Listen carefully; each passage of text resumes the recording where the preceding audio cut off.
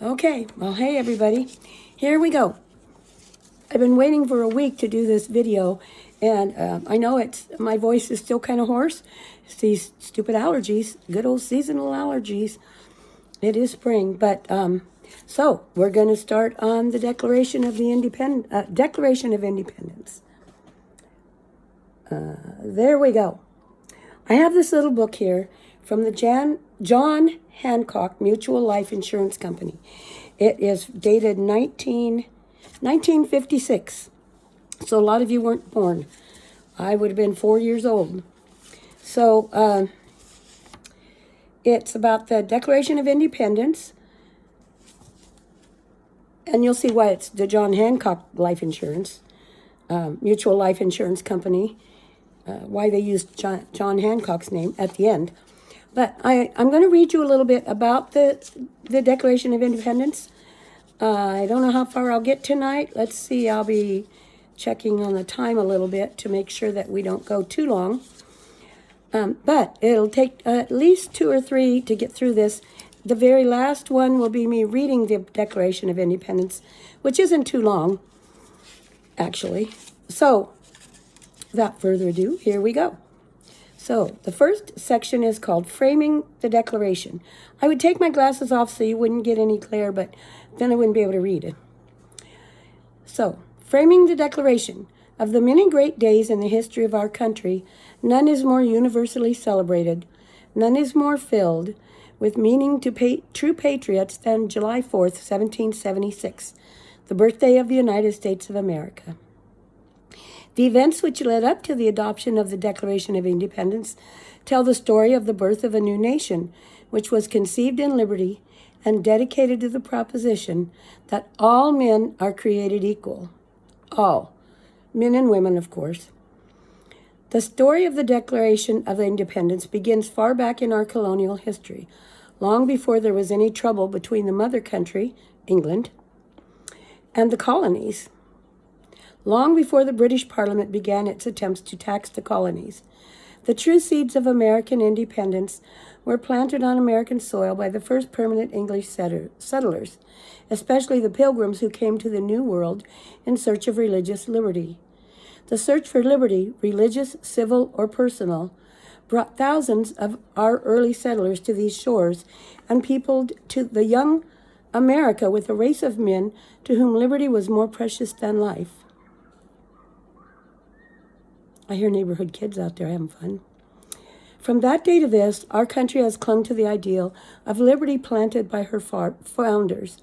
It was because this liberty was threatened and attempts at conciliation with the mother country had failed that the colonial leaders finally decided to declare on July 4th, 1776, that these united colonies are, and of right ought to be, free and independent states.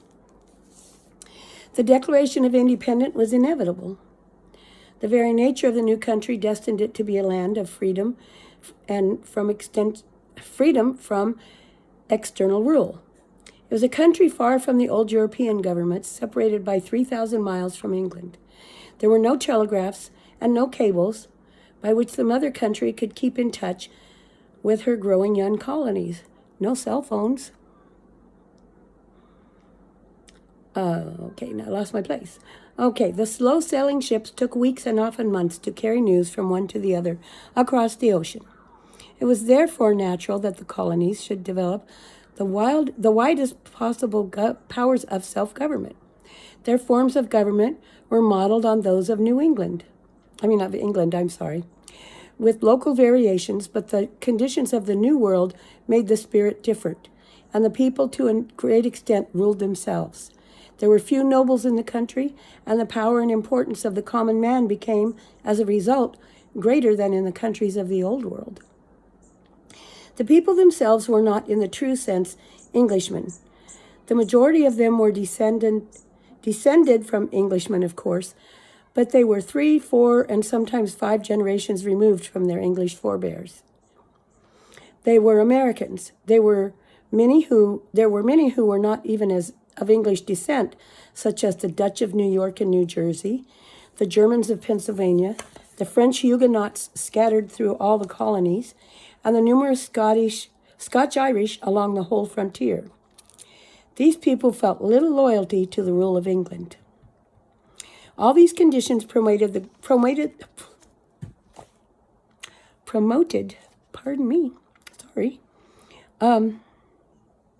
maybe I'm getting in too much of a hurry here.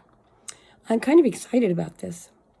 All these conditions promoted the growth of independence, but all these conditions existed.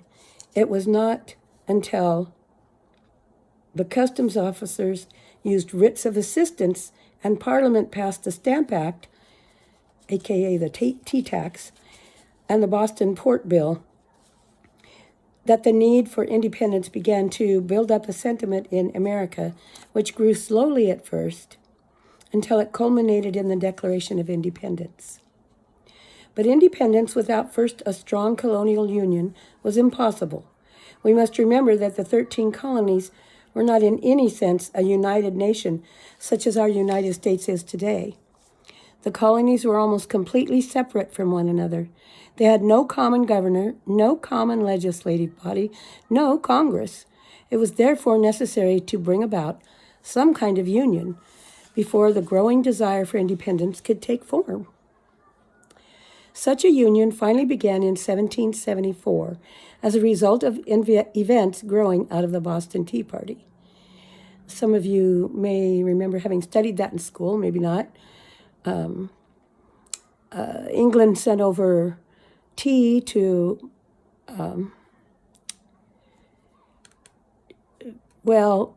they sent over tea, okay, because that's a big thing in England. And I think it was somewhat of an attempt to pacify the colonists and to say, here, we send you tea.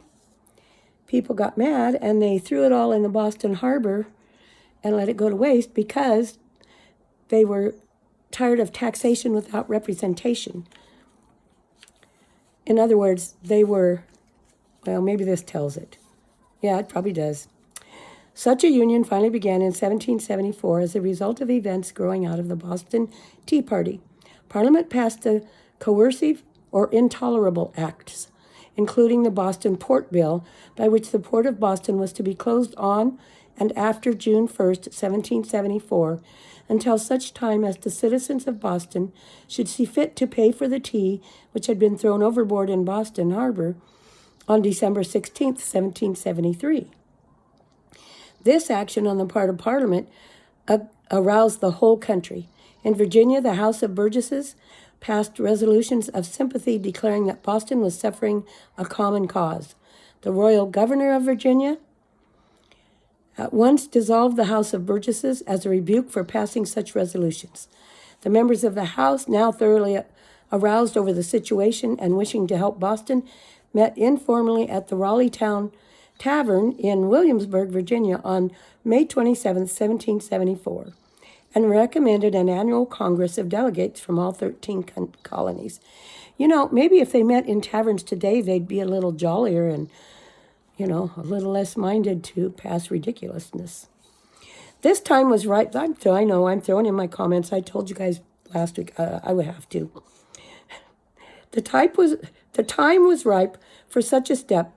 Every colony but Georgia responded by sending delegates to the First Colonial Congress, which met in Philadelphia on the 5th day of September, 1774. This Congress, which adjourned October 26th through the colonies, brought the colonies together into the beginning of a union, started an effective American boycott of British goods, and eloquently stated the colonial case against Parliament. Although independence was still a long way off, a second Congress was called for May 10th, 1775. Before the Second Continental Congress met, I'm looking to see we're at 9 minutes, okay. Before the Second Continental Congress met, war had actually begun. At Lexington and Concord on April 19th, 1775, the Minutemen had fought the first battle of the War of the Revolution. Independence now seemed inevitable. But although Congress met in May and appointed Washington commander-in-chief of the American Army, thereby declaring war against Great Britain, The colonies were not ready for independence. The war continued. The siege of Boston, which had begun as the regulars straggled back into the city the evening of April 19th, and the Battle of Bunker Hill on June 17th, showed both the British and Americans that peace was a long way off. It seems strange to us looking back over the events of the year 1775 that the colonies did not at once see the necessity and desirability of declaring their independence from Great Britain. Many of the leaders knew that it had to come. Samuel Adams, John Adams, Richard Henry Lee, Patrick Henry, George Washington, and others favored such a move. On the other hand, a great many colonists believed that independence was neither necessary nor desirable. Common Sense, a remarkable pamphlet by Thomas Paine, published in January 1776, was such an effective argument for independence that it won thousands to the cause. Public opinion is a slow but a surely moving force, and public opinion was not yet ready for extreme measures. But after a year of war, the people were ready. Congress heard the voice of people, opinions, and knew the time had come to act. I'm going to read you one more page. On the Lee Resolution. On June 7th, 1776, Richard Henry Lee of Virginia, a man for some time had been an advocate of colonial independence, arose in Congress and offered 3 resolutions, of which the first declared that these United States are and of right ought to be free and independent states, that they are absolved from all allegiance to the British Crown, and that all political connections between them and the state of Great Britain is and ought to be totally dissolved. In order that the members might have time to think over this very important resolution, it was laid on the table until the following day, when Congress began discussion in Committee of the Whole. We know only in general what was said, as no complete report was made of the speeches in the General Congress. But after 2 days of discussion, the Committee of the Whole, of which Benjamin Harris was chairman, voted as follows.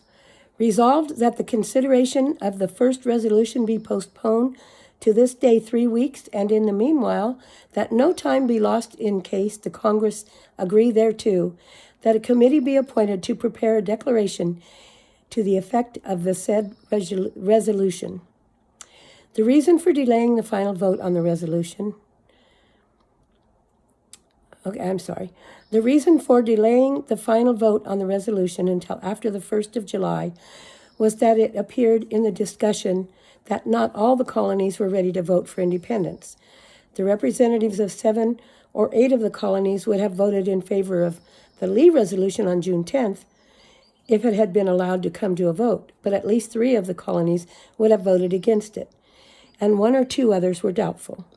By delaying the vote, the members who favored immediate independence hoped to bring the doubtful members into line and thus secure unanimous action in favor of American independence.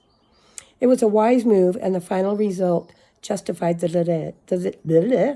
delay. I forgot to bring my water over here. As Jefferson wrote, it appearing in the course of these debates that the colonies of New York, New Jersey, Pennsylvania, Delaware, Maryland, and South Carolina are not yet matured for falling from the parent stem, but they were fast advancing to that state, it was thought most prudent to wait a while for them. Now, this is, okay, I'm going to quit right here, and next time, which hopefully will be within the next few days, we're going to be going on to the writing of the Declaration of Independence, followed by the meaning of the Declaration, independence decided, the adoption, the public announcement, the signing, and then the Declaration of Independence. We just covered several pages of Foundation of Independence. I probably should read those at the beginning of each section. Colonial Union begins, the Revolutionary War, the Lee Resolution, and yeah, we just finished with that. So I'm going to work on the lighting again as usual. I don't know. I need a studio. Anybody want to buy me a house? I'm kidding. I'm kidding. I'm kidding. I'm kidding. But I really got to do something about this lighting. Maybe if I get up closer, it won't be. I don't know. Any suggestions are welcome. So I would love it if you would comment in the comments if you're enjoying this. If I'm reading too fast, too slow, next time I will have my glass of water handy. I meant to bring it over here where I have the camera tonight. Excuse me, gosh. I was drinking sparkling water. So I will do that next time. And just let me know if you have any suggestions, especially about the lighting, because the lighting is just my household lighting and a lamp, a desk lamp pointed this direction, which I thought would give some more light on my face, which it did, but it's not close enough. And if I put it, I don't know. I'll figure it out. So, love y'all. Be good. Be safe. Be kind to one another. And I will see you next time.